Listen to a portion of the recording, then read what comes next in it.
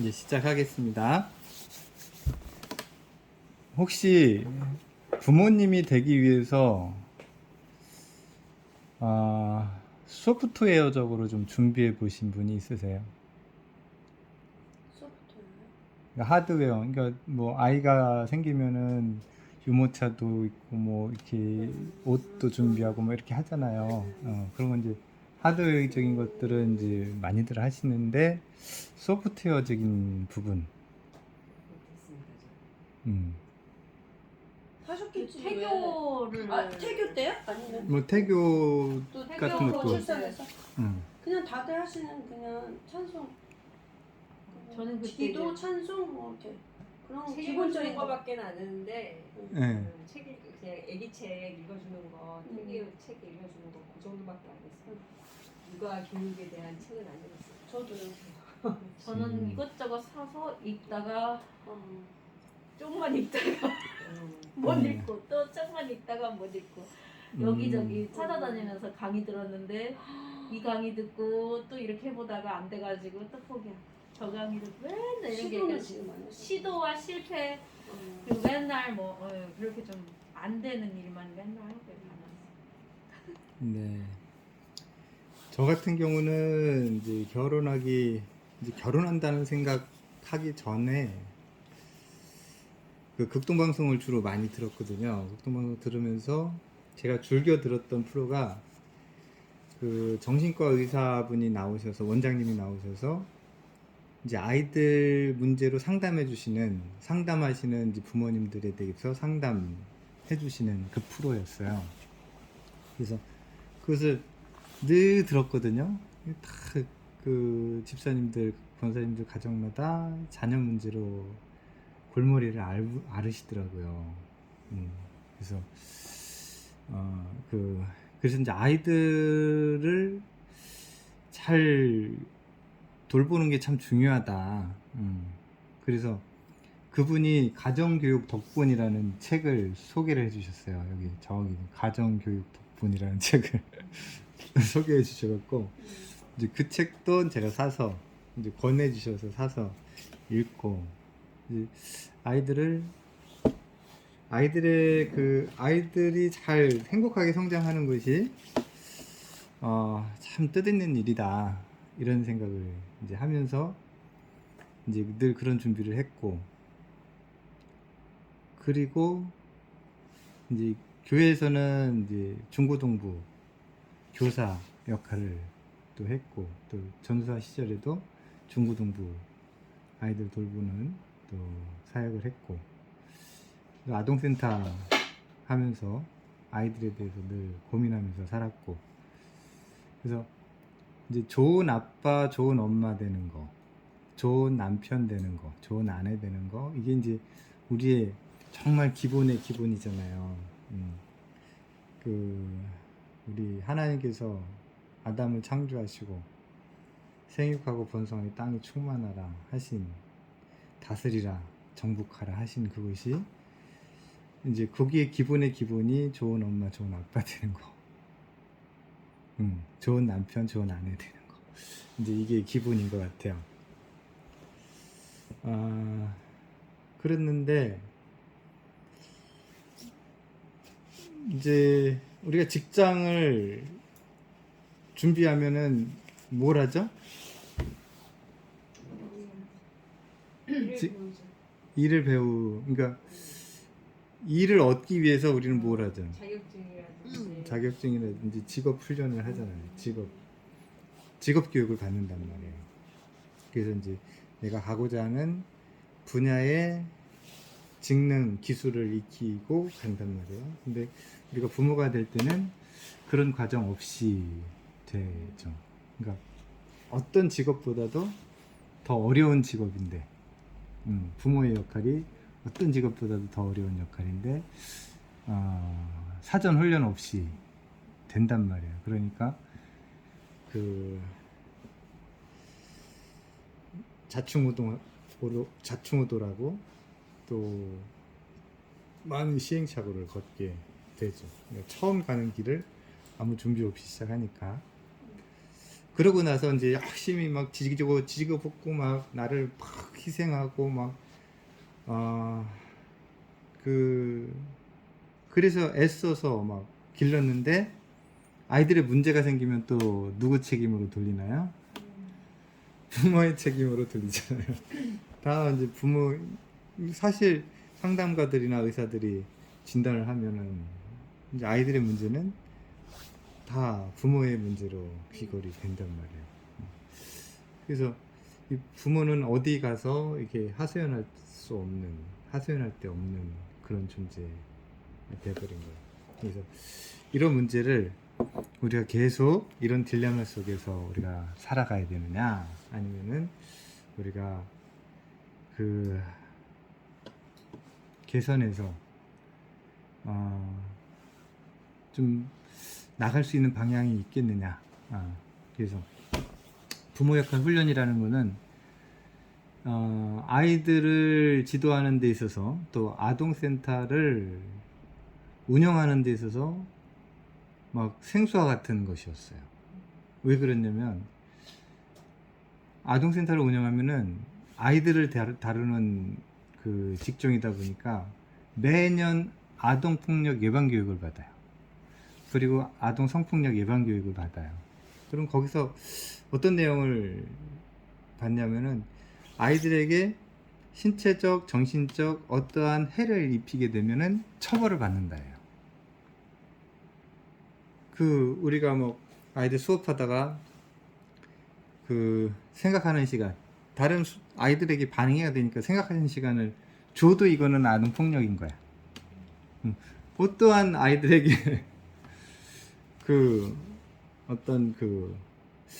해라고 해야 되는지, 하여튼 뭔가 아이들 기분 나쁘게 하면 아동 폭력이 되는 거야. 그래서 그걸 받고 오면 내가 어떻게 해야 되지? 시설장으로서 내가 어떻게 해야 되지? 그러니까 아이들의 문제는 여러 가지가 있잖아요.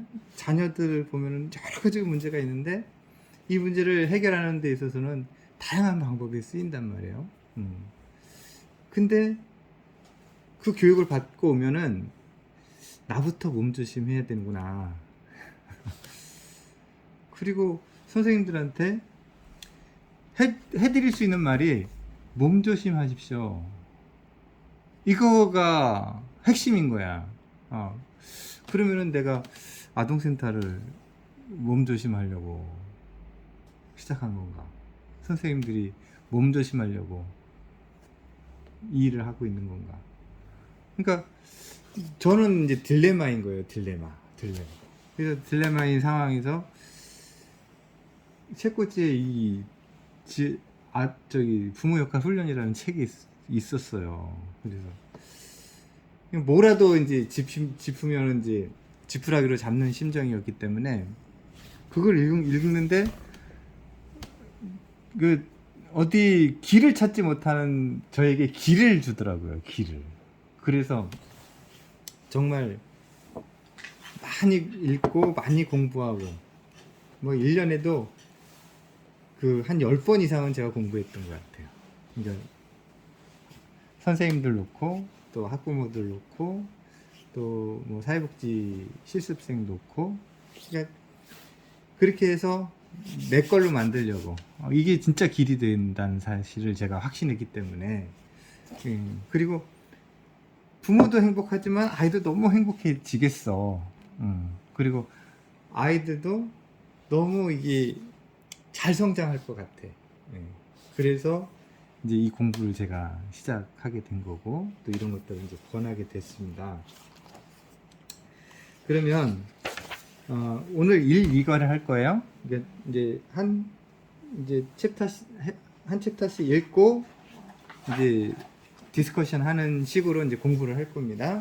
우리 이제 왼쪽 시계 방향으로 한번 돌아가면서 1페이지 읽으면 돼요. 1. 부모 역할에도 훈련이 필요하다. 교육에 참가한 사람들은 부모와 아이들이 서로 대화할 수 있는 대화 통로를 유지해주는 기술을 습득할 수 있고, 뿐만 아니라 갈등을 통해 둘 사이의 관계가 악화되는 것이 아니라 오히려 결속을 강화시키는 갈등 해결 방법도 익히게 된다. 또 부모 자녀 간 사랑과 존중을 바탕으로 한 따뜻하고 친밀한 관계를 만들어갈 수 있으며 게다가 가족 내의 세대 차이조차도 없앨 수 있다. 10대는 반항기이고 질풍 노도의 시기이며 가족 내에서 가장 힘든 시기라고 알고 믿었던 믿음이 사라지고 청소년은 부모에게 반항하지 않는다는 믿음으로 바뀌게 된다. 네, 여기까지. 자, 이제 아이들하고 부모 간에 뭔가 갈등 상황이 생기면 이 갈등으로 인해서 더 멀어지는 게 아니라 더 친밀해진다. 그리고 그러니까 아이들이 커가면서 소연해지는 것이 아니라 이제 사랑과 존중 이것으로 더 친밀한 관계가 되어진다. 그 다음에 이제 우리 부모님들이 늘 10대의 어떤 사춘기 이것에 대한 그 불안감 뭐 이런 게 있어요. 사춘기 들어가면 이제 큰일 났다 이런 거 있어요. 근데 모든 전문가도 사춘기, 모든 교과서에도 사춘기 이게 무슨 딱 이게 정형화 딱 돼갖고 화석화돼 있어요. 그래서 여기서 벗어난다는 생각은 하지 못하고 살았는데 이 토마스 고돈 박사님은 사춘기라는 것은 존재하는 것이 아니다. 존재하는 것이 아니다. 이거를 이제 우리는 알게 된다. 그 다음 또 이거 10대들은 단지 부모가 사용하는 잘못된 훈육 방법에 저항하고 있는 것이지 부모로부터 독립하기 원하고 반항하는 존재가 아니다. 따라서 부모들이 갈등 해결의 방식을 익히고 사용한다면 가정의 불화와 다툼은 당연한 것이 아니라 예외적인 현상이 될 것이다. 부모들은 벌을 주지 않고도 자녀들을 훈육할 수 있게 된다. 체벌만이 아니라 모든 종류의 벌이 필요하지 않게 될 것이다. 아이들이 겁에 질리게 하는 매를 이용하지 않고도 책임감 있고 자신을 통제할 줄 알며 협조적인 아이로 기를 수 있다. 즉, 아이들이 벌이나 무엇인가 금지당할 것을 두려워서가 아니라 부모들의 요구를 고려하고 행동할 수 있게끔 하는 방법을 부모들은 배우게 된다. 네.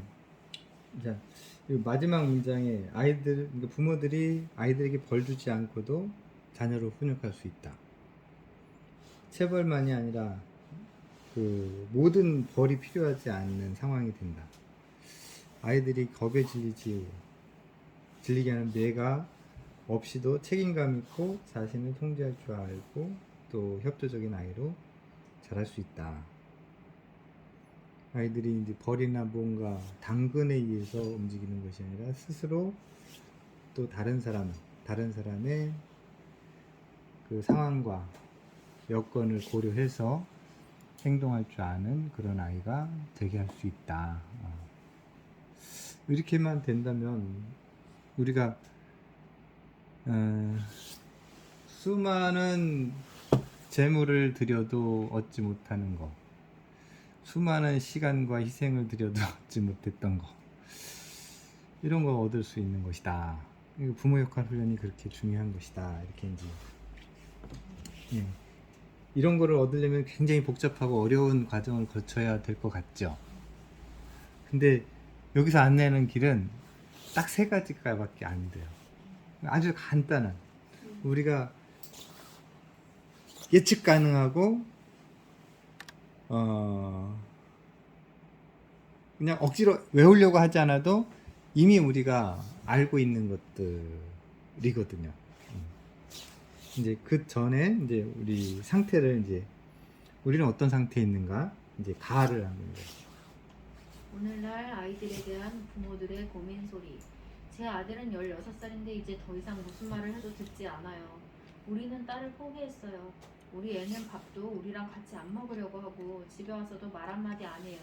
심지어는 창고에 방을 만들어서 거기서 지내고 싶다지 뭐예요. 우리 애는 집에 아예 안 들어와요.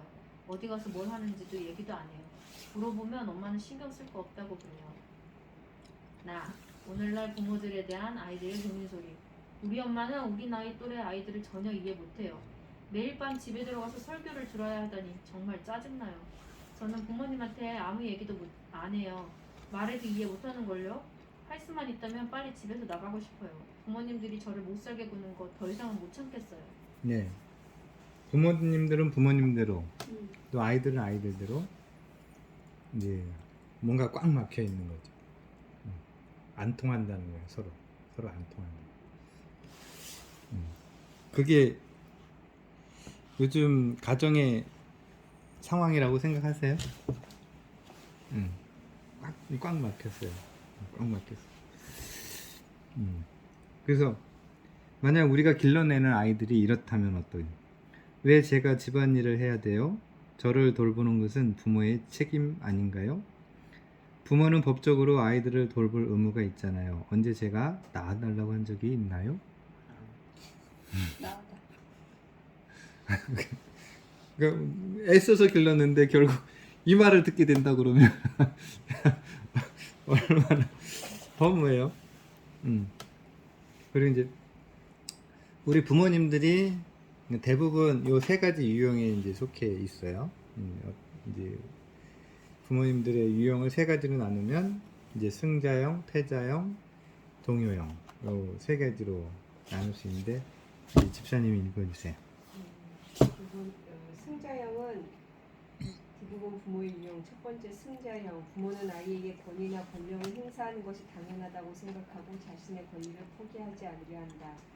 이들은 아이를 구속하고 한계를 정하고 특정 행동을 요구하며 명령을 내리고 복종을 요구한다. 아이들에게 말을 듣게 하기 위해 벌을 주겠다고 위협하고 말을 듣지 않았을 때에는 실제로 벌을 준다.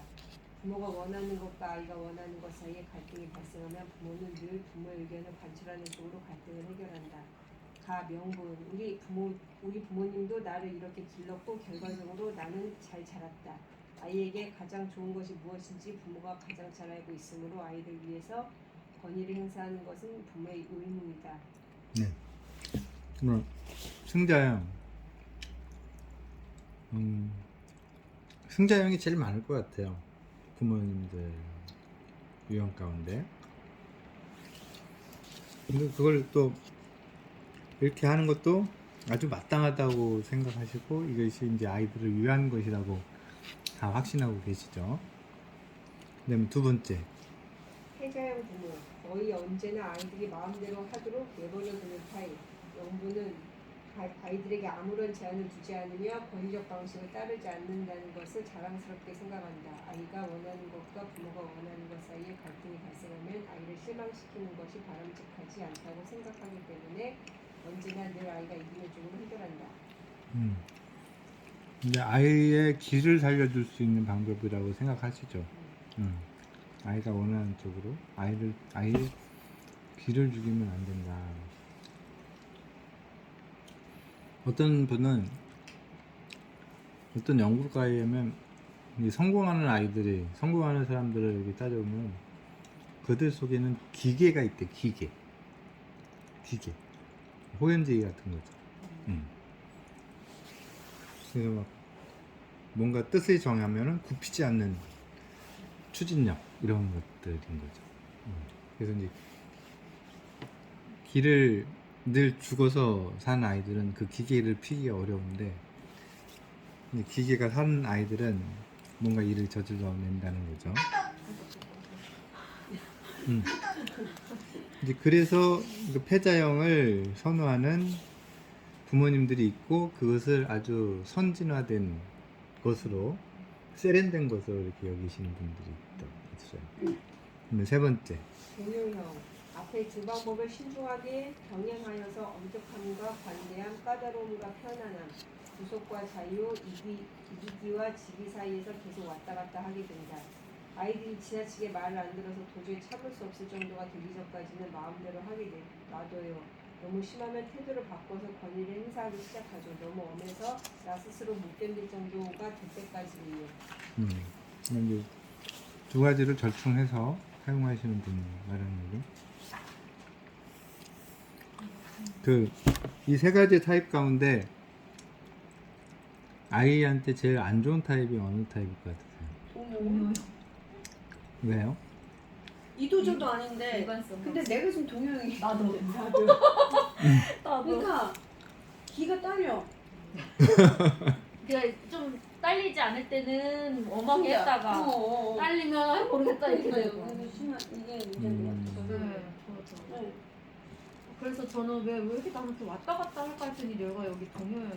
근데 엄마들이 많은 엄마들은 동료이 많을 것 같아요. 남자아이 키우는 아들을 키우는 엄마들.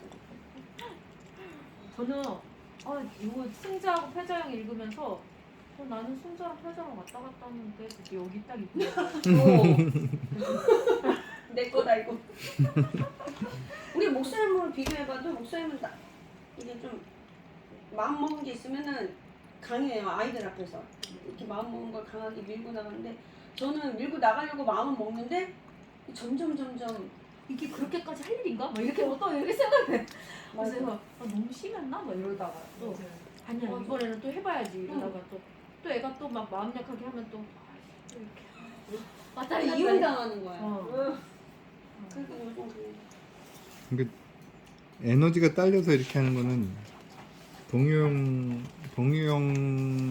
그러니까 동요형이라는 것은 뭔가 나름 본인의 컨트롤 하에 그 전략적으로 하는 것이거든요. 그러니까 내가 하다가 힘이 딸려서 손을 놔버리는 이런 형은 또 다른 형으로 놔야 될 것 같아요. 더 안 좋은 거네 그럼? 우리는 더 네 번째 새로 만든 집사님도 아들만이잖아요. 우일관성 뭐 이런 그거 어떠세요? 저는 그냥 동요형이 가까운데 그 뭐냐 우리 집에서는 무서운 사람이 없으니까 아 아버님도 저희 집 사람들은 거의 다 이제 내버려둔 타입인 거예요.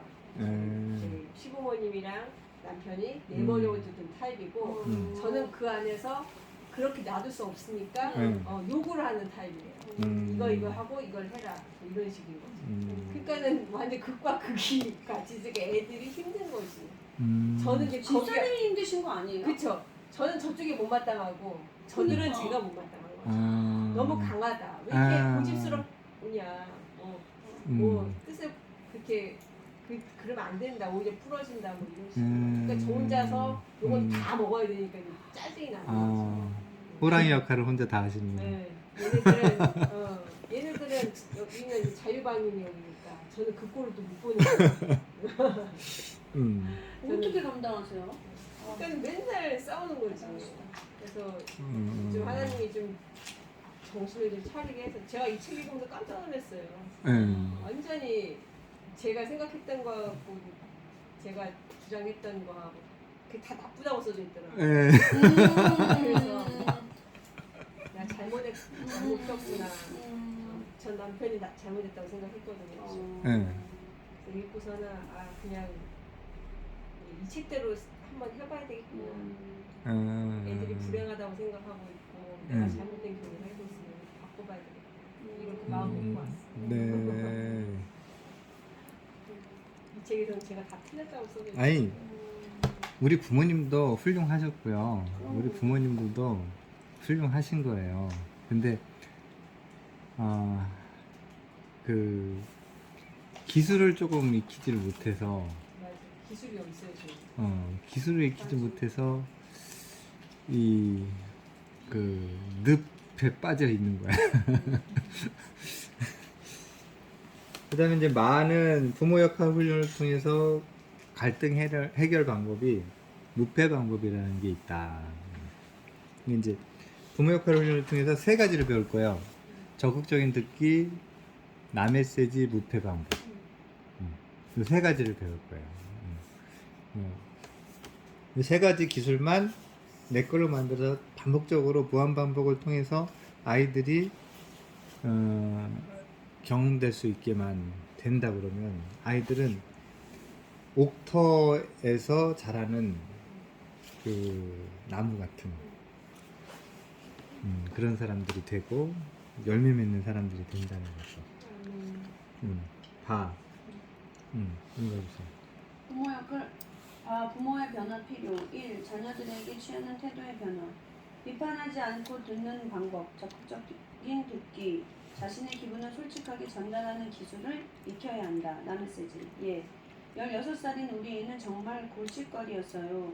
집에서 이미 멀어졌을 뿐 아니라 난폭하고 무책임한 아이였죠. 학교에서도 낙제점을 받기 시작했어요. 정해진 귀가 시간을 지키는 일도 없었죠.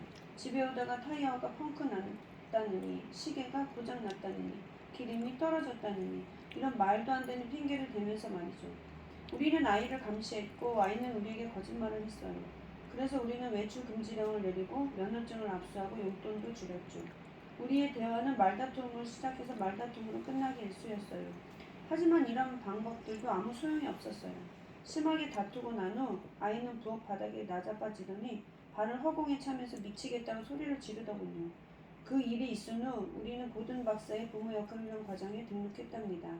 변화는 하루아침에 찾아오지는 않았죠. 그때까지는 우리가 따뜻하고 다정다감하고 서로 아껴주는 가족이라고 생각해 본 적이 없었는데 우리의 태도와 가치관이 바뀌고 난 후에 변화가 나타나기 시작했어요. 확고한 개성을 지니고 자기의 생각을 표현할 줄 알지만 다른 사람에게는 강요하지 않으면서 대신 좋은 본보기가 되는 사람이 되어야겠다고 생각하는 것이 전환점이었어요. 우리는 아이에게 점점 더 많은 영향을 미칠 수 있게 되었죠. 반항과 다툼, 낙제를 일삼던 아이는 조금씩 바뀌어서 마음이 넓고 따뜻하고 다정한 사람이 되어서 우리에게 내가 제일 좋아하는 두 사람이라고 부르기까지 되었죠. 아이는 마침내 가정의 품으로 돌아왔어요. 이제 우리 사이는 전에는 정말 상상도 할 수 없었던 그런 관계가 된 것이죠. 신뢰와 사랑 그리고 자율성을 보장하는 관계가 말이에요. 아이도 마음속으로 확고한 목표를 가지게 되었고 우리 부부도 물론 목표를 가지고 있기 때문에 이제는 한 가족으로서 살아가고 성장해 나갈 거예요. 네. 그러니까 자녀들에게 취하는 태도만 변하면 가정의 변화, 부모 자녀 간의 변화가 온다는 거예요. 그러니까 취하는 태도의 변화, 기술 이제 여기선 기술 두 가지만 얘기한 거거든요. 적극적인 듣기하고 남의 쓰지. 우리가 이 부모 역할 훈련, 적극적인 듣기, 남의 쓰지, 무패 방법만 이 세 가지 기술만 잘 구사를 할 수만 있다 그러면 이런 효과를 볼 수 있대요. 읽어주시냐? 부모와 아이들이 서로 대화할 수 있는 대화 통로를 유지해주는 기술이 익힐 수 있다. 갈등을 통해 둘 사이의 관계가 악화되는 것이 아니라 오히려 결속을 강화시키는 갈등 해결 방법도 익힐 수 있다. 부모와 아이들이 사랑과 존중을 바탕으로 한 따뜻하고 친밀한 관계를 만들어갈 수 있다. 세대 간의 차이를 없앨 수 있다. 청소년은 부모에게 반항한다가 사실이 아니라는 것을 알게 된다. 부모 자녀 간의 불화나 다툼은 당연한 것이 아니라 극히 예외적인 현상이 되어진다. 많은 부모들이 체벌하지 않고도 훈육할 수 있음을 알게 된다. 아이를 겁에 질리게 하는 매를 사용하지 않고도 책임감 있고 자신을 통제할 줄 알면 협조적인 아이로 기를 수 있다는 것을 알게 된다. 아이들이 벌을 받거나 뭔가를 금지당할 것이 두려워서가 아니라 진정으로 부모들의 요구를 고려하고 행동할 수 있게끔 하는 방법을 부모들은 배우게 된다. 네. 자, 우리가 부부가 싸우더라도 이거는 유지해라 하는 게 뭐죠? 부부가 막 싸우더라도 이거는 말 조심해. 서로의 집안에 이거 아니 1번 아닌가 이거? 이거 부모와 아이들이 서로 대화할 수 있는 대화 통로를 계속 유지해라. 대화 통로를 계속 유지해라. 대화 통로? 그러니까 대화를 해라는 거예요. 대화를 끊지 말고 말 안 하고 살지 말아라. 부부가 서로 싸우더라도 말 안 하고 살지 말아라. 그러니까 아까 이제 얘가 보면은 대화가 딱 막혔잖아요. 서로 대화가 딱 막혔는데 우리가 이 세 가지 기술을 계속 사용하면 대화 통로가 계속 유지가 된다는 거예요. 이제 갈등을 하면은 우리는 멀어지는 것이 일반적인데 갈등이 오히려 가까워지게 하는 요소가 된다. 성장하면 성장할수록 소연해지는 것이 아니라 이제 존중과 사랑이 더 깊어지는 관계가 된다는 거죠. 그리고 세대 간의 차이, 이것도 세대 간의 차이라는 것 때문에 아예 그냥 말할 상대, 상대조차 할 수 없는 그런 존재로 서로를 생각하고 그냥 너는 너 나는 나 뭐 이것이 당연한 것이 돼버리는 뭐 세대 차이라 어쩔 수 없다 뭐 이런 식으로 이제 그 꽉 막히 통하지 않는 그 상황이 그냥 당연한 것처럼 이렇게 살아가는 거. 청소년이 부모에게 반응한다. 이게 지금은 다 이게 그냥 그 아주 정상적인 현상인 것처럼 이제 말을 하고 있잖아요. 근데 이게 전혀 아니라는 거죠. 이제 부모와 자녀 간의 다툼이 늘 있는 것이라고 하는데 우리가 이 기술을 사용하면 그런 경우는 아주 예외적인 경우에 지나지 않는 것이 될 것이고 이제 체벌하지 않고도 아이들을 훈육할 수 있는 체벌하지 않고도 아이들이 훈육이 되는구나. 당근과 채찍이 없어도 아이들이 훈육이 되는구나. 이걸 경험하게 된다는 거예요. 그리고 우리가 아이들에게 늘 이랬으면 좋겠는데 스스로 자기 일을 알아서 하고 이제 책임을 질 줄 아는 그런 아이가 되었으면 좋겠다. 그리고 다른 사람의 상황과 감정을 배려해서 자기의 행동과 말과 행동을 결정하고 행하는 사람이 됐으면 좋겠다. 이게 이제 우리가 늘 아이들에게 이제 원하는 거잖아요. 너무 원하죠. 너무 원하는 거죠. 이제 이 세 가지 기술을 잘 구사하면 된다는 거예요. 된다는 거. 된다는 거. 그러니까 이제 이 공부를 계속 해 나가면 아 이게 되는구나. 아 될 수밖에 없구나라는 확신을 이제 갖게 돼요. 공부를 해 나가면 그리고 그걸 적용해 나가면 그것이 진짜 그렇구나 라는 것도 경험되어져요. 그런 것들을 만날 때마다 정말 행복하실 거예요. 자, 부모도 감정을 지닌 사람이다. 이거를 읽으시고 위로를 받지 않으시는 부모님들이 없으시더라고요. 자, 이거 읽어주세요. 부모라는 이름을 얻게 되면 자신이 사람이라는 생각을 잊게 되는 듯하다. 자신도 실수할 수 있으며 한계가 있고 감정을 지닌 인간이라는 것을 잊고 행동할 때가 있기 때문이다. 많은 사람들이 부모가 되면서 이제는 보통 사람이 아니라 그보다 더 나은 사람이 되어야 한다는 책임감 때문에 자신의 인간성과 행실을 망각하고는 더 이상 보통 사람이 아닌 것처럼 행동한다. 그래서 사람으로서 지니는 감정이나 생각들을 자녀에게 자유롭게 표현하지도 못한다.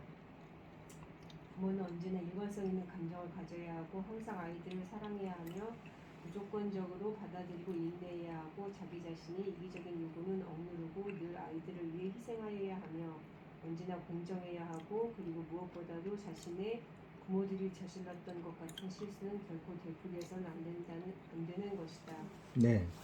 여기서 이렇지 못했기 때문에 늘 죄책감을 갖고 사세요. 부모님들이. 나는 이렇게 해야 되는데 이렇게 못되기 때문에 늘 죄책감을 가지고 살아요. 그러니까 뭔가 온전해야 되고 자녀들 앞에서 빈틈이 없어야 되고 약점이 없는 그 전능한 존재가 되어 있어야 되는 또 그렇게 내가 마음먹지 않았는데도 불구하고 나는 그렇게 행동하고 생각하고 말하고 있어요. 내 약한 모습을 보이면 아이들이 통제가 안 될 것 같아. 네. 이제 이런 굴레가 부모님들을 조여온다는 거예요. 늘 아이들 앞에 죄책감을 가지고 살게 한다는 거죠. 그 다음에 또 아이들은 자신들의 부모에게서 느껴지는 이러한 인간적인 면을 소중히 여길 줄 안다. 아이들은 우리 아빠는 거짓말쟁이가 아니야, 우리 엄마는 멋진 사람이야 이렇게 말하곤 한다.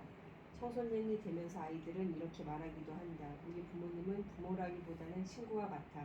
멋진 분들이야. 다른 사람들처럼 단점도 있지만 있는 그대로 부모님이 정말 좋아. 네. 그러니까 이제 부모의 입장에서 부모는 이래야 된다고 생각하는데 아이들의 입장에서 부모가 신처럼 완벽한 존재를 아이들은 기대하느냐 그렇지 않다는 거예요. 그러니까 연약한 점도 있지만 또 무엇도 있지만 친구같이 연약한 점도 있지만 그 솔직한 그 모습이 좋다. 그리고 또 읽어보세요. 아이들은 신이 아니라 사람인 그대로 부모를 좋아한다는 것은 자명하다. 사람으로서 자기 부모를 좋아하는 것이지 있는 그대로의 자기 자신이 아닌 어떤 훌륭한 사람인 척 연기를 하는 부모를 좋아하는 것이 아니다. 네. 이게 아이들은 그 완벽한 존재를 부모로 요구하지 않는다는 거예요. 사람들이 다 장단점이 있다는 거.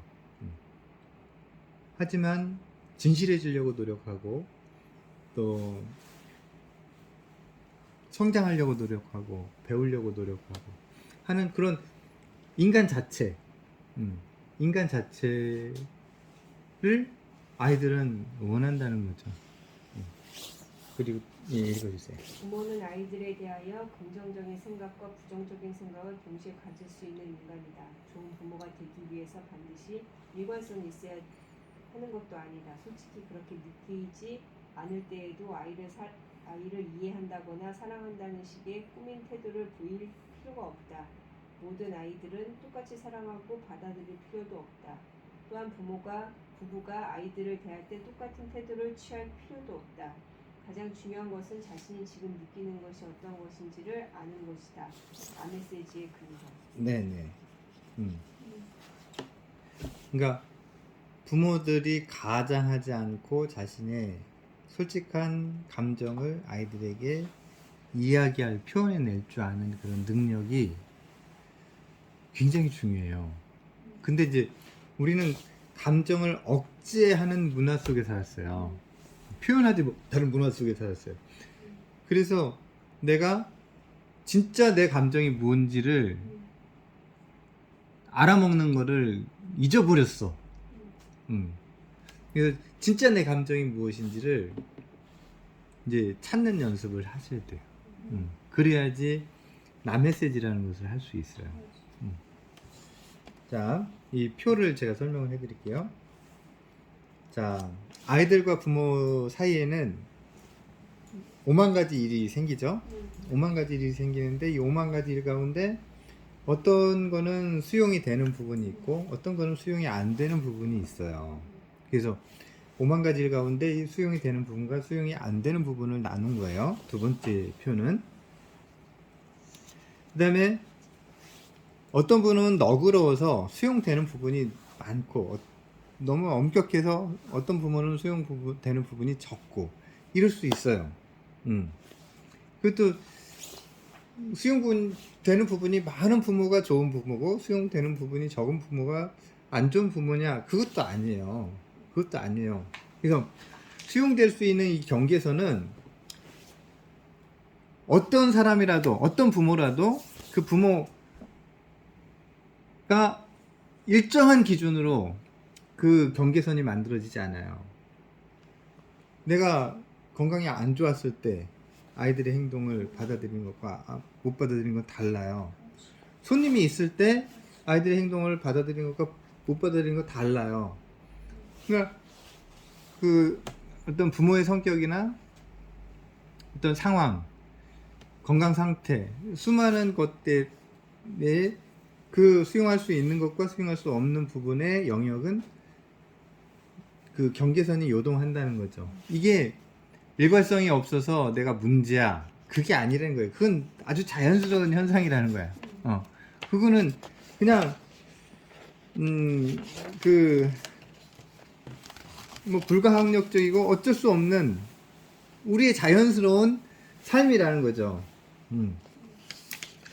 그래서 여기 보면 같은 부모에게도 아이의 성격에 따라 첫째 애의 경계선이 다르고 둘째의 경계선이 다르고 셋째의 경계선이 달라요. 그렇게 해서 부모가 그 경계선에 일관성이 없어요. 그게 자연스러운, 일관성이 없는 게 나쁜 게 아니라 자연스러운 거라는 거예요. 그리고 엄마의 경계선이 다르고 아빠의 경계선이 다르고, 이게 어떤 전문가들은 이것이 맞춰줘야 아이들이 훈육이 된다 이렇게 얘기하시는 분이 있어요. 그래서 요게 문제다, 자녀 훈육이 잘 안 되는 거는, 이렇게 얘기하시는 분이 있는데 그렇지 않다는 거예요. 아빠의 경계선이 다르고 엄마의 경계선이 다른 건 자연스러운 것이고 당연한 것이다. 이제 부모의 기분에 따라 다르죠. 부모의 기분에 따라 달라지고 상황에 따라 달라지고. 그래서 부모의 수용 불용, 수용하는 거고, 그러니까 수용할 수 없는 거, 수용 불용. 경계선은 고정된 것이 아니라 유동적이다. 부모의 기분 따라, 건강 상태에 따라, 상황에 따라 경계선은 유동한다. 이게 그냥 자연스러운 현상이라는 거야. 이제 다를 한번 읽어주세요. 저요? 부모 양쪽이 다 같은 수위의 수용 정도를 갖고 있지 않기 때문에 초래되는 혼란. 5살인 잭이 거실에서 형에게 축구공을 던지기 시작한다. 엄마는 잭이 거실의 물건들을 망가뜨릴까봐 걱정이 되어서 화가 났고 이 행동이 수용할 수 없는 것이라고 생각한다. 하지만 아빠는 이 행동을 용인할 뿐 아니라 심지어 자랑스럽게 말하기까지 한다. 잭 좀 봐. 쟤는 농구선수가 될 거야. 저 패스하는 것 좀 봐. 언제나 일관된 행동으로 아이를 대할 수는 없다. 매일매일 아이에 따라서 상황마다 생각과 감정에 따라서 경계선은 유동적이다. 일관성 유지 부모 양쪽 입장의 연합전선은 불분. 네, 그러니까 일관성 유지가 양쪽 부모가 같은 기준을 갖는 것이 중요하다. 이게 이제 일반적으로 뭐 아이들 교육하시는 전문가들이 부모님들에게 늘 요구하시는 내용인데, 이거는 불가능할 뿐만 아니라 진실하지 못한 태도가 된다. 읽어주세요. 16살인 딸의 방은 언제나 엄마의 마음에 찰 정도로 깔끔하지는 않다. 딸의 방 치우는 습관은 엄마에게는 늘 받아들이지 못하는 영역이 속해 있다. 하지만 아빠는 그 정도면 봐줄만 하다고 생각한다. 아빠에게 아이의 이 행동은 수용 범위 안에 있는 것이다. 하지만 아빠에게 아이의 이 행동은 하지만 엄마는 연합전선을 형성하면 아이가 더 말을 잘 듣게 될 것이므로 아빠도 자기 생각에 동조하도록 압력을 넣는다. 아빠가 엄마 생각을 따른다면 그는 자기 자신의 진짜 감정에 충실하지 못한 것이 된다. 네. 이것 때문에 이제 부부 갈등도 생기죠. 맞아요. 이거는 그러니까 누군가 하나는 진실하지 못하라고 요구하는 거하고 똑같은 거죠. 그렇죠. 그리고 그러니까 이제 수용 불용의 경계선이 다른 상대하고 아이들은 접할 그 아주 안전한 기회는 부모 밑에 있는 거예요. 그러니까 하나의 기준만 갖고 있는 부모가 아니라 2개의 기준을 갖고 있는 부모와 아이들은 상대하면서 이 기준에 있는 분하고는 나는 이렇게 관계를 맺어, 이 기준에 있는 사람하고는 나는 이렇게 관계를 맺어 하고 연습을 하는 거예요. 밖에 나가면은 그 기준이 천차만별인 사람들하고 상대를 해야 된단 말이에요. 그러면은 그 기준이 이럴 때는 이렇게 하는 연습도 있어야 되고 이렇게 할 때는 이런 연습을 할 때가 필요하단 말이에요. 그 연습을 지금 가정에서 아주 안전한 곳에서 지금 하고 있는데 그 기회를 뺏을 필요가 없는 거죠. 그 밑에 또 6살짜리 아이가 오락을 하면서 어찌나 시끄럽게 하는지 아빠는 받아들이지 못할 지경이 된다. 엄마는 전혀 개의치 않는다. 오히려 조금 전까지만 해도 종일 자기한테 매달려 있던 아이가 혼자 놀고 있는 것이 대견하다. 아빠는 엄마에게 이렇게 말한다. 제발 저 시끄러운 소리 좀 멈추게 할 수 없어? 엄마가 그 말대로 한다면 그녀는 자기의 진짜 감정에 충실하지 못한 행동을 하는 셈이다. 그 다음에 읽어주세요. 겉으로만 행동을 받아들이는 거짓 수용이 더 심각하다. 수용, 불용, 사각형에서 경계가 매우 아래쪽으로 쏠려 있는 부모들이 있긴 하지만 아이들의 모든 행동을 수용하는 부모도 할 수 있는 부모도 없다. 아이들의 행동 대부분을 수용하는 부모들은 때로는 좋은 부모 역을 연기하고 있는 것일 수 있다. 그렇기 때문에 이 부모의 수용의 일부는 거짓이다. 겉으로는 용인하는 것처럼 하지만 마음으로는 전혀 그렇지 않은 것이다. 아이들은 부모들이 보내는 비언어적 메시지를 힌트로서 부모의 솔직한 감정을 예리하게 파악한다. 마음으로는 짜증이 났거나 화가 난 부모는 얼굴을 찌푸리거나 눈썹을 치켜들거나 목소리가 변하거나 어떤 특정한 자세에 그것을 드러낼 수밖에 없다. 아주 어린 아이도 이런 힌트를 알아채고 경험을 통해 엄마가 실제로는 자신의 행동을 수용하고 있지 않음을 안다. 결과적으로 이 아이는 부모가 자기를 나무라고 있다는 것을 느끼고 자기를 좋아하지 않는다고 느끼게 된다. 네. 이제 수용하는 범위를 더 넓히려고 내가 거짓 수용에 그 연기를 할 때가 있다는 거죠. 그러면은 그것이 너그럽고 좋은 부모가 되는 길이 아니라는 거죠. 거짓 수용으로 인해서 아이에게 더 나쁜 영향을 준다는 거예요. 그 밑에 거짓 수용의 결과. 말과 행동에 불일치로 뒤섞여버린 메시지가 내면의 혼란을 야기한다. 이 아이의 정신 건강이 좋지 않다. 3. 자의적 해석으로 자기가 사랑받고 있지 않다고 느낄 수 있다. 그래서 끊임없이 확인하는 버릇이 생기고 마음속 깊은 곳에 불안감과 불안정이 뿌리박게 된다. 4. 아이가 부모의 진실성과 정직성을 의심하게 될 수 있다. 5. 아이가 부모를 불신하게 된다. 6. 아이들이 가장 대하기 어려워하는 부모는 늘 말을 부드럽게 하고 너그럽고 잔소리를 하지 않지만 실제로는 수용하지 않는다는 것을 은연중에 드러내면서 수용하는 듯이 행동하는 부모다. 네. 우리가 거짓 수용을 하면 아이들은 이제 혼돈스러워지고 그러니까 잘못된 자기 해석을 하게 되는 거예요. 부모가 나를 싫어한다, 미워한다, 나를 인정하지 않는다. 그러니까 이게 확대되면 부모가 뭘 해도 의심의 눈초리로 바라보게 되는 거죠. 그러면 부모 자녀 간의 관계가 더 소연해지는 거예요. 가까워질 수 없죠. 그 다음 문제 읽어주세요. 우리 엄마는 부정직해요. 진짜 착한 척 하지만 실제로는 안 그래요. 부모님이 하는 말은 못 믿겠어요. 그렇지 않다고 말하면서도 실제로는 내가 하는 행동 대부분을 못마땅해 하세요.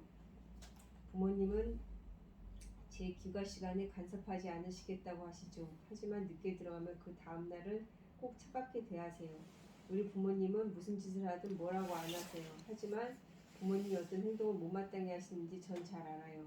귀걸이를 단 채로 식탁에 앉으면 엄마는 언짢은 표정을 짓지만 그걸 가지고 뭐라고 하신 적은 한 번도 없어요.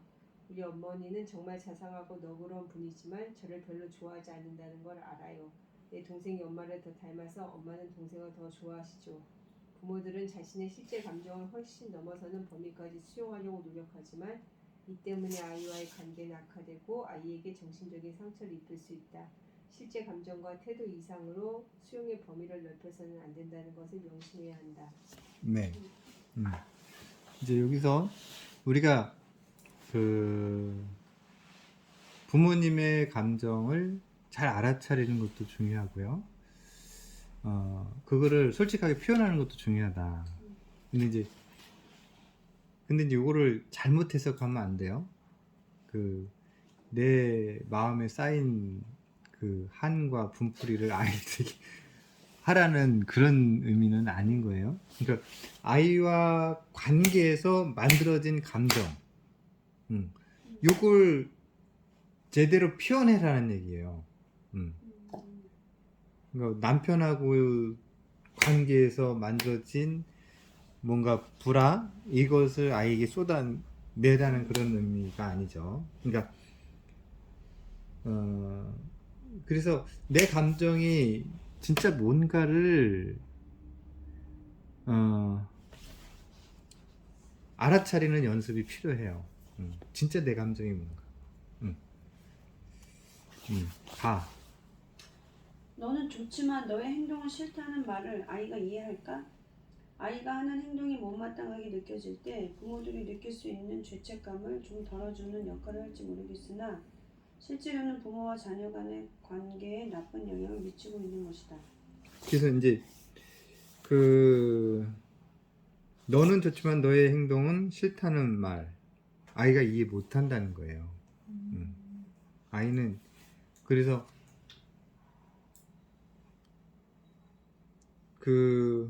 아이가 부모가 싫은 행동을 했을 때 그것을 그 행동 하지 마 싫어 하면 아이는 그 행동만 싫어하는 게 아니라 나를 싫어하는구나 이렇게 이해하는 거예요. 전문가들은 이러한 개념을 통해 수용할 수 없는 몇몇 행동을 제한할 권위와 권력을 부모에게 부여했다. 부모는 아이를 조정하고 제한하고 금지하고 요구하거나 빼앗을 수 있지만 부모가 받아들이지 않는 것은 아이의 행동일 뿐이지 아이 자신이 아니라는 것을 아이가 깨달을 수 있게끔 현명하게 해야 한다는 것이라고 말한다. 네, 여기서 그러니까 부모가 아이를 미워하는 게 아니라 아이의 행동을 미워하는 것이기 때문에 나는 그 아이의 행동을 제한하고 또 조정하고 뭘 해야 하고 권위로 사용해서 그 아이에게 뭔가를 요구하는 것이 타당하다라고 마음의 위안을 얻지 말아라 그거예요. 그러니까 명분이 내가 이렇게 아이를 제한하고 조정하는 것은 아이의 행동이 미워서인 거지 아이가 미워서인 것이 아니야. 그렇게 합리화시키지 말라는. 그렇게 합리화시키고 그렇게 행동하지 말아라. 아이의 입장에서 볼 때는 그 두 가지가 똑같은 것이다. 씻지 않은 말로 새로 산 소파 위에 올라가는 것을 엄마가 싫어한다는 것을 아이가 알아챘을 때 엄마가 그 행동은 싫어하지만 한 인간으로서 아이는 매우 사랑하고 있다는 식의 고난도의 추론을 아이가 과연 할 수 있겠는가? 부모의 의도가 어떻든 간에 아이는 자기가 지금 하고 있는 행동 때문에 부모가 자기를 못마땅하게 여긴다고 느낄 것이다. 그러니까 아이한테 이 명분으로 이래라 저래라 막 설교하는 그런 거를 합당하다고 생각하지 말아라. 이제 4를 자기 감정에 따라 솔직하고 분명한 메시지를 보내야 한다. 부모는 솔직한 감정을 감출 수도 없지만 감춰서도 안 된다. 엄마 아빠가 아이의 같은 행동에 대해 서로 다른 생각을 가질 수 있다는 것 역시 인정해야 하며 아이들 간에도 받아들일 수 있고 없고 정도가 각각 다를 수 있다는 것도 알 필요가 있다. 부모는 무조건적으로 받아들이는 척할 필요도 없고 굳이 일관성을 유지할 필요도 없다. 실제로 수용하고 싶지 않은데 수용하는 척할 필요는 더더욱 없다. 아이들은 물론 좋게 받아들여지기를 바라지만 부모가 자기 감정에 따른 솔직하고 분명한 메시지를 보낸다면 부모가 못마땅해 할 때 대처하는 방법을 익힐 수 있게 된다. 그러다 보면 아이들이 쉽게 상황에 대처할 수 있게 될 뿐만 아니라 자기 부모를 솔직하고 인간적인 사람, 좋은 관계를 만들어가고 싶은 사람으로 인식하게 된다. 네, 그러니까 아이들이 부모를 통해서 관계를 배우는 거예요. 부모를 통해서 신과 같은 존재와 이 관계를 맺는 것이 아니라 인간과 인간 간의 관계를 배우는 거죠. 내가 이런 행동, 이런 말을 했을 때 상대방은 이렇게 행복해질 수도 있고 불편해질 수도 있고 기분 나빠질 수도 있구나. 내가 이런 말과 행동을 했을 때 상대방이 행복과 불행이 미치는구나. 상대방에게 내 말과 행동으로 인해서. 이 경험을 충분히 할 수 있도록 만들어줘야 됩니다. 이래라 저래라. 너 메시지죠. 이래라 저래라 하는 것으로는 변화되지도 않지만 관계만 멀어지게 된다는 거죠. 그러니까 죄는 미워하고 사람을 사랑한다는 그런 명분으로 너 메시지를 합리화시키지 말자.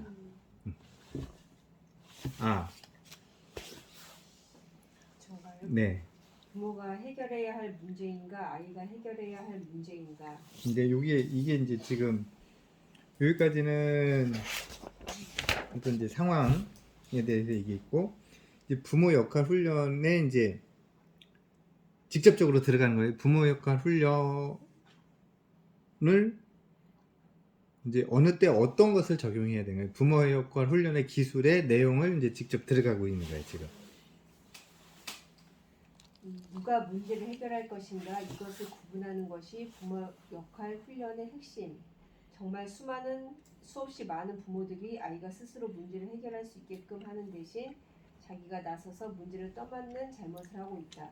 부모 역할 훈련에 참가하면서 가장 충격적이었던 것은 누가 문제를 해결할 것인가를 구분하는 것이었어요. 저에게는 정말 큰 의미가 있었습니다. 문제는 아이의 것이므로 내가 그걸 떠맡을 필요가 없다는 것을 깨달았죠.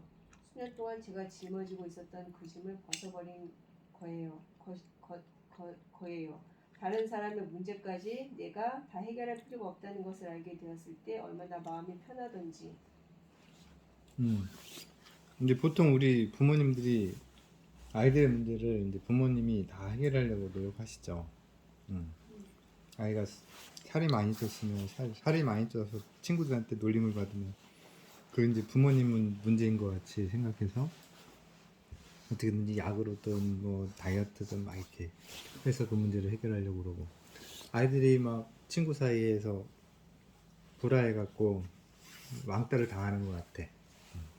그것도 뭐 해결하려고 뭐 선생님 상담도 하고 뭐 아이들에게 뭔가 서비스를 한다든지 막 이렇게 해서 부모님이 다 그거 해결하려고 노력하고 막 여러 가지. 그래서 그 연세대학교 교수님 가운데 한 분이 연세대학교 온 자기 제자들이 스스로 저기 수강 신청을 못 한다고 부모님한테 다 물어보고 해야지 되는 것처럼 해서 답답하다고, 어떻게 해야 될지 모르겠다고 하시는 교수님이 있으시더라고요. 그러니까 아이들의 문제는 아이들이 해결할 수 있도록 공을 뺏어오면 안 된다. 그리고 부모 역할 훈련에서 지금 두 가지 기술을 익히게 되는데, 적극적인 듣기하고 남메시지거든요. 적극적인 듣기는 언제 사용하고 남메시지는 언제 사용하느냐, 이걸 구분할 줄 아는 게 핵심이라는 거예요. 그래서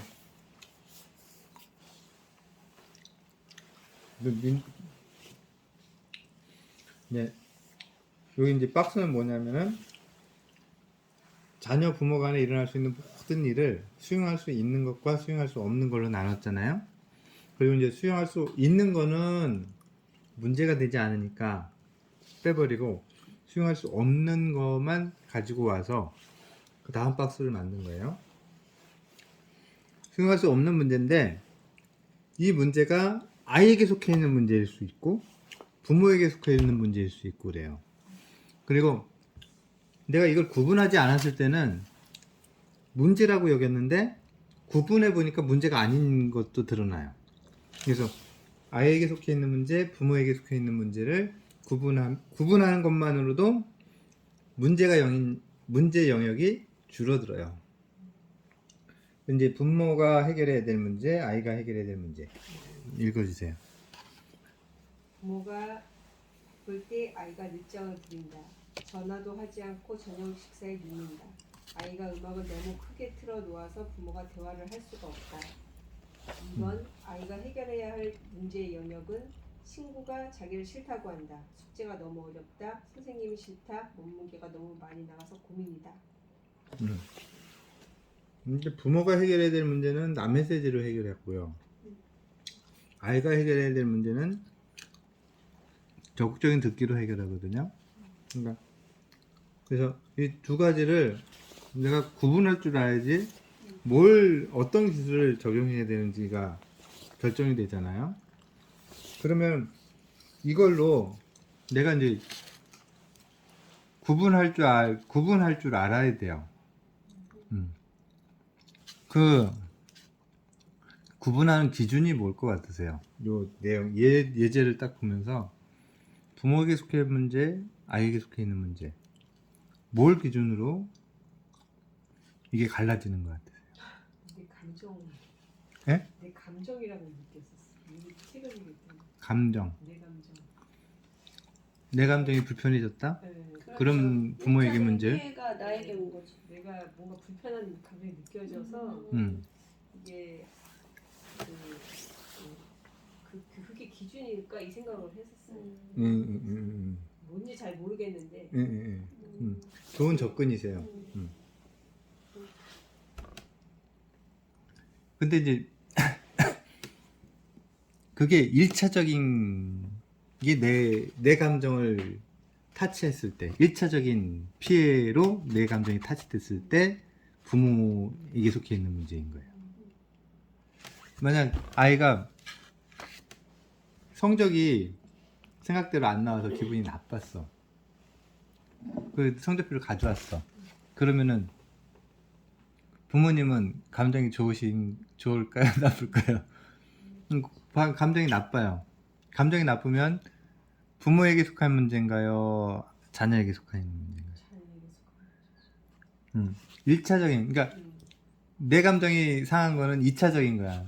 그 1차적인 것은 자녀가 1차적으로 어려움을 당하고 있는 거죠. 그러니까 1차적인 피해가 누구한테 있느냐? 1차적인 피해. 다른 거 아니야? 점수가 나쁘게 나온 거라며. 우리 집 같은 경우는 1차적인 피해가 나지. 왜? 전에도 애들은 관심이 없었고. 그러니까 이게 상황마다 다른 거예요 지금. 내 문제라고 생각을 안 해 걔네들이. 꼴찌여도 좋아. 이만하게 자유를 달라. 했어도 잘했는데 무슨 그치. 그럼요. 이런 경우에는 이거는 이 상황에 따라 나일 아니. 수도 있고 자녀일 수도 있는 거죠. 아니지. 그거는 아이에게 자기는 문제를 여기지 않는 거예요. 문제를 여기지 않는 거예요. 그러면 둘 다에다. 그러면은 그게 아이들은 문제를 여기지 않으니까 그게 1차적인 피해가 나다. 그래갖고 내가 그걸 내가 공을 들고 움직이려고 하는 것은 메시지로 해야 할 수 있는 거 아니에요? 그런 경우엔? 그건 남 메시지로 할 수 있지. 1차적인 피해가 나에게 있으니까. 남 메시지로 공을 할 다 수 있는 거죠. 예. 근데 그게 공을- 문제도 아닌 건가요 그러면?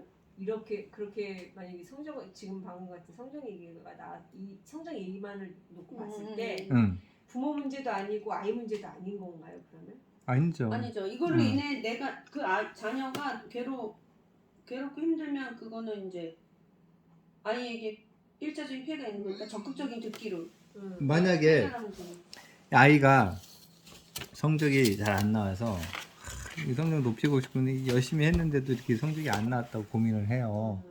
그래갖고 그 얘기를 부모한테 해. 그러면 적극적인 듣기로 그것을 들어주면 되는 거고. 근데 이제 얘는 문제를 여기지 않아. 이제 부모한테만 문제야. 그러면 그 부분에 대해서만 남 메시지로 얘기하면 되는 거야. 그 부분에 대해서만. 내가 공부를 못하면은 돈이 많이 들어가고 음. 학원비가 많이 들어가고 내가 힘들다. 그렇죠. 이렇게 거기까지만 얘기하면 그렇죠. 내 상황에 대한 상황만 얘기하고 그렇죠. 내 감정을 섞어서 비난하거나 이러지는 말고 음, 그냥 어떻게 사실을 해보신 거 그냥 마냥. 대단하시다. 읽고 오셨어요. 아니 적용을 근데 나는 이것도 모르겠는데 나는 이거서 도대체 답이 언제 나오는 거야 이러면서 읽었어요. 뭐 어떻게 하라는 거야. 근데 뒤에 그렇죠. 다 읽을 시간이 없으니까 앞에 읽어서 어. 어떻게 하라는 그러면서 읽었거든요. 대단하시다. 그래서 지금 말씀하시는 거는 그러면 이제 문제가 누구한테 있느냐가 이제 제일 그것만 이제 집중해서 그렇죠. 생각하면 1차적인 피해가 누구한테 있냐. 그래서 1차적인 피해로 이제 구분만 할 줄 아면 어떤 기술을 적용하는지가 결정이 되는 거예요. 어떤. 그리고 이제 요거를 네, 일단 읽기 끝나고 좀 얘기 드릴게요. 3 읽어주세요. 아이가 스스로 문제를 자기 것으로 인식하고 해결하게 해야 하는 이유. 가. 아이들은 누구나 살아가면서 다양한 문제에 부딪힌다. 나. 아이들은 자기 문제를 해결하는 데 있어 놀라울 정도로 뛰어나지만 아직 개발되지 않은 능력을 가지고 있다. 다. 부모가 알아서 해결책을 만들어 제시해주면 아이들은 부모에 의존하게 되고 스스로 문제 해결 방식을 개발하지 못하게 된다. 그러면 문제가 생길 때마다 부모에게 의존할 수밖에 없게 된다. 라. 부모가 아이의 문제를 떠맡고 그럴듯한 해결책을 찾아낼 책임을 지게 된다면 부모에게 엄청난 부담이 될 뿐 아니라 사실상 그것은 불가능한 일이기도 하다. 남의 개인적인 문제에 대해서도 늘 적당한 해결책을 도출해낼 수 있을 만큼 지혜로운 사람은 있을 수 없다. 마. 아이 문제를 아이가 해결하게 한다면 대신 부모는 조언자, 조력자로서 아이가 스스로 문제를 푸는데 많은 도움을 줄 수 있게 된다. 바. 때로는 아이가 문제 해결에 도움을 필요로 할 때도 있지만 멀리 보면 가장 좋은 형태의 도움은 역설적이게도 돕지 않는 것이라고 할 수 있다. 정확히 말해 돕지 않는다는 것은 아이가 스스로 문제를 찾을 수 있게끔 책임을 지게 돕는 방법이다. 부모 역할 훈련에서는 듣는 기술을 통해 이를 수행한다. 네. 아이에게 문제가 발생했을 때, 아이가 스스로 그걸 문제라고 여길 때, 1차적인 피해가 아이에게 이제 가는 문제가 그런 문제를 아이가 만났을 때, 이럴 때 이제 공을 가져오지 않고 아이에게 공이 늘 있도록 하면 이제 이런 효과들이 있다는 거죠. 스스로 문제를 해결할 수 있는 능력이 키워진다는 거죠. 나쁜 엄마, 좋은 엄마, 나쁜 교사, 좋은 교사. 어떻게 제일 나쁜 엄마는 어떤 사람일까요? 그걸 교사로 적용해도 돼요. 얘를 무능하게 만드는 사람. 무능하게 만드는 사람. 그러니까 아이의 달란트를 아이의 달란트 다 개발할 수는 없겠죠, 선생님이. 근데 뭐라 그래야 되나?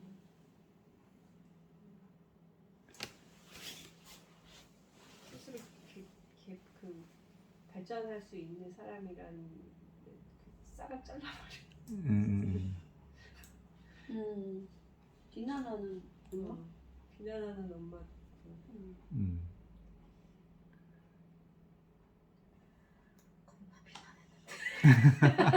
요즘 갑자기 드는 의문점이 있는데 나중에 얘기해. 네, 좀 이따 얘기하죠. 그러니까 저는 그래요. 정말 부지런하고 그 아이가 당할 수 있는 어떤 그 문제점을 미리 알고 다 그걸 방어해주는 엄마. 정말 부지런하고 정말 많이 애쓰시고 정말 바쁘신데 아이는 성장하지 않아. 정말 희생을 많이 하시는데 아이들은 성장하지 않아. 아이의 변화와 성장은 만들어지지 않아요. 이런 엄마가 제일 나쁜 엄마 같아. 근데 아무것도 안 하는 것 같아. 근데 아이는 변화와 성장으로 이끌어져. 아무것도 안 하는 것 같은데 선생님도 마찬가지예요. 아이를 위해서 아무것도 안 하는 것 같은데 아이는 변화와 성장으로 이끌어져. 저는 이 부모와 이 교사가 제일 유능한 교사라고 생각해요. 근데 정말 부지런하게 열심히 하는데 아이는 변화와 성장으로 이끌어지지 않아. 귀찮아지. 이거는 정말 나쁜 교사이자 정말 나쁜 부모가 되는 거죠. 근데 적극적인 듣기의 기술을 익히면 가장 좋은 엄마, 좋은 교사가 될 수 있는 거예요. 그러니까 이걸 이제 어떻게 보면 게임 같이 여기면 참 좋겠어요. 게임. 내가 요때는 적극적인 듣기에 게임을 한다. 요때는 나 메시지에 게임을 한다. 왜 그러냐면 우리가 알고는 있지만 이게 좀 낯설거든요. 내가 일상생활에 약간의 변화가 필요한 거예요. 그러니까 우리가 안 하고 있는 게 아니야. 근데 브레이크가 없어. 자동차가 브레이크가 없으면 사고가 항상 나잖아요. 그러니까 브레이크만 잘 잡는 거야. 그러니까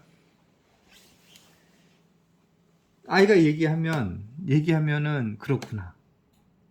그랬냐. 더 궁금한데.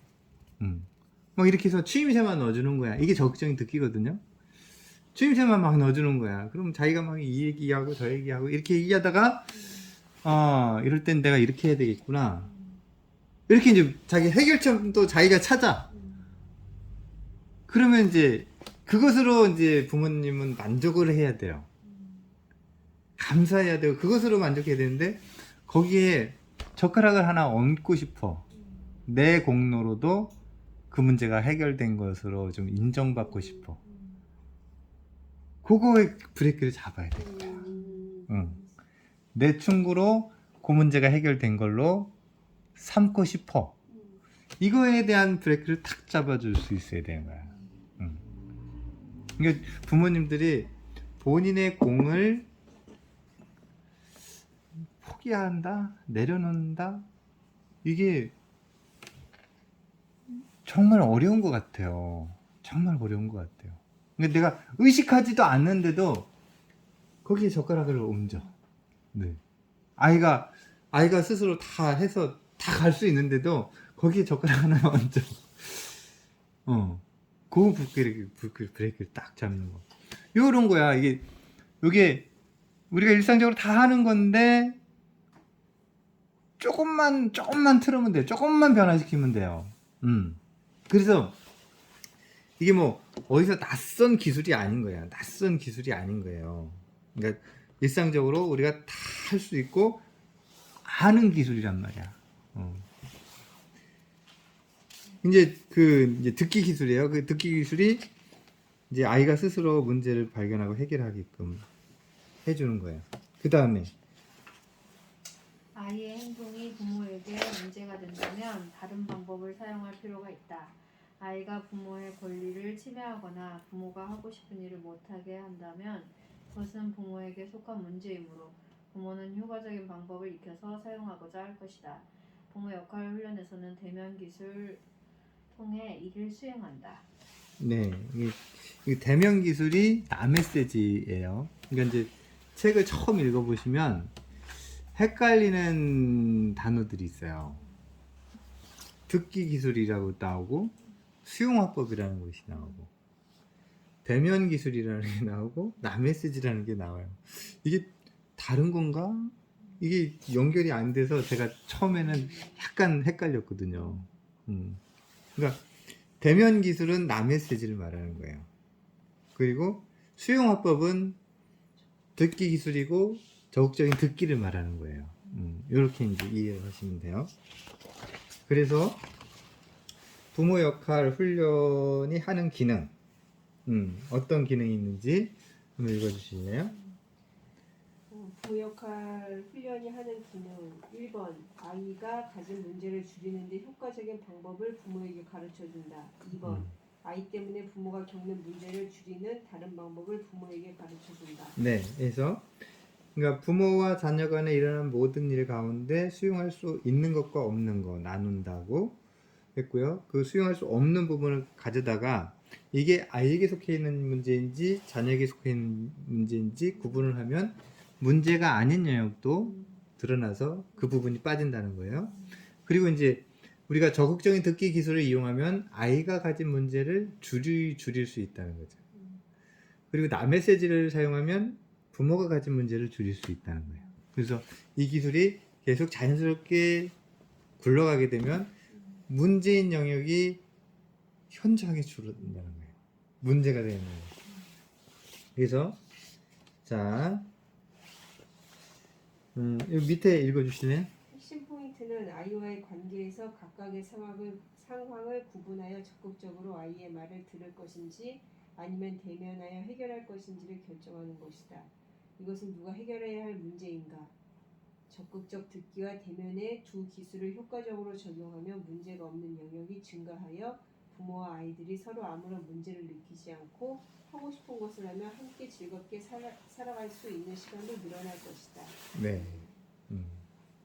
그러니까 이렇게 되면 정말 어려운 기술, 돈 많이 드는 기술, 뭐 막 애쓰고 힘써야 되는 기술일 것 같은데 너무나 간단한 기술, 이 세 가지 기술, 적극적인 듣기, 남메시지, 무표 방법. 이 세 가지 기술만 제대로 익히고 그것을 게임하듯이 구사만 해서 아이들이 그것을 자연스럽게 할 수 있는 그 토양으로만 만들어주면 아이는 그 옥토에서 그냥 자기가 갖고 있는 하나님 주신 능력을 막 발휘하면서 성장한다는 거예요. 네, 혹시 질문 있으시면.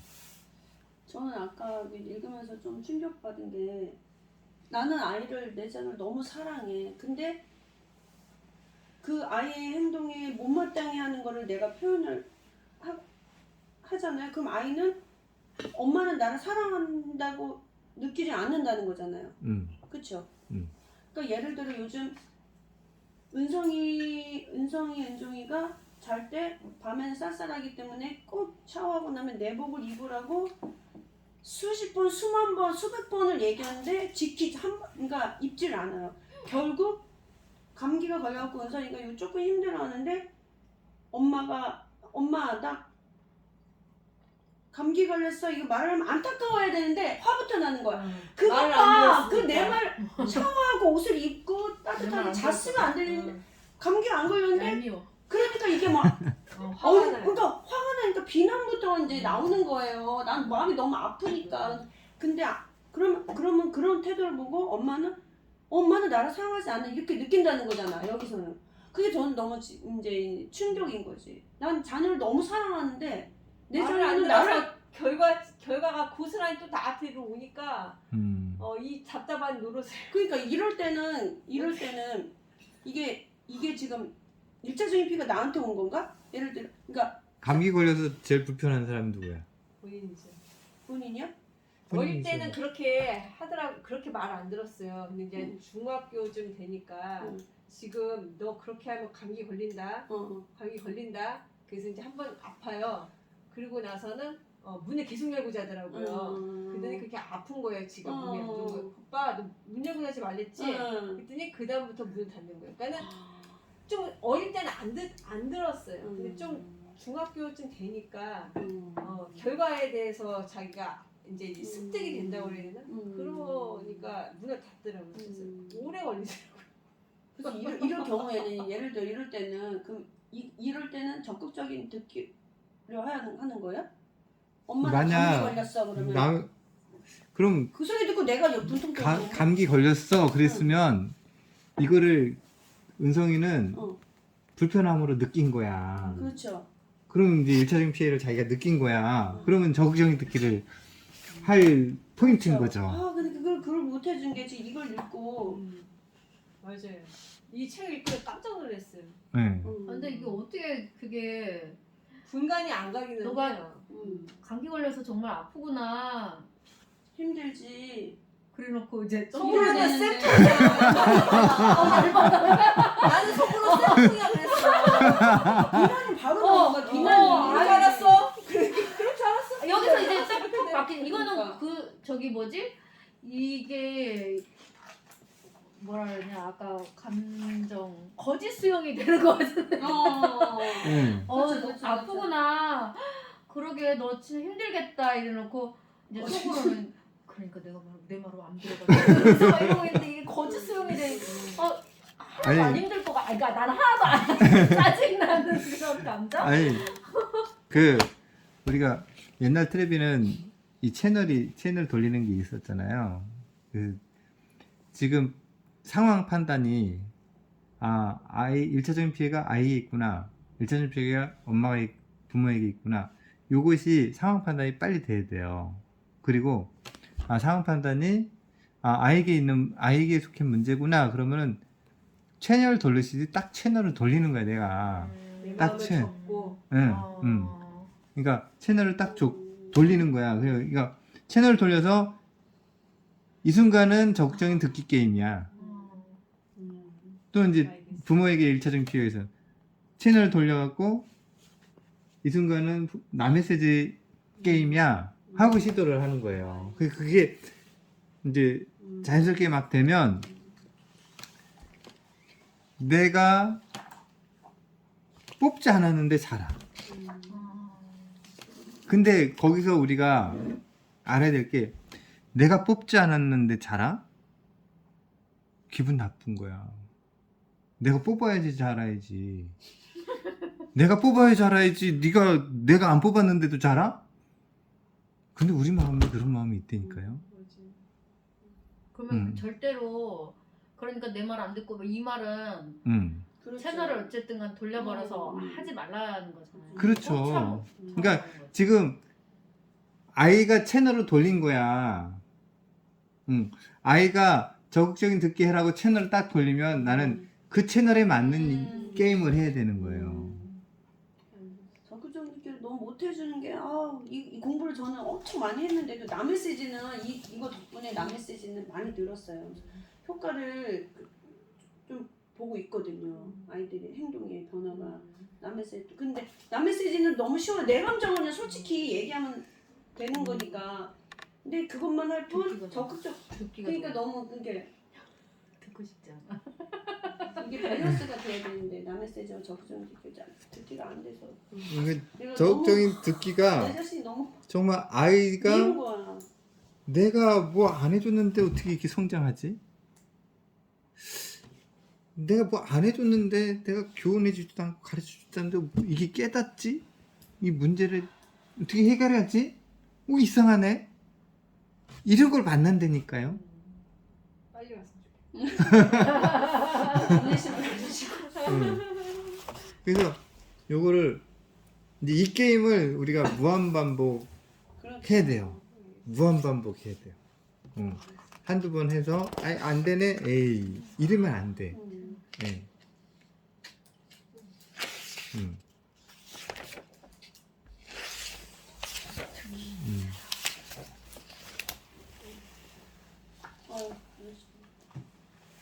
우리 기도합시다. 하나님 아버지 감사합니다. 하나님 자녀를 주신 거 또 부모가 되게 하신 것을 감사합니다. 하나님 아버지 자녀의 마음이 부모에게 돌아오고 부모의 마음이 자녀에게 돌아가는 하나님 가정이 회복되고 가정이 천국이 되어지는 그런 역사를 일으켜 주옵소서. 감사합니다. 돌아가는 발걸음 안전하게 지켜 주옵소서. 예수님의 이름으로 기도합니다. 아멘. 감사합니다. 감사합니다. 감사합니다. 사모님 계좌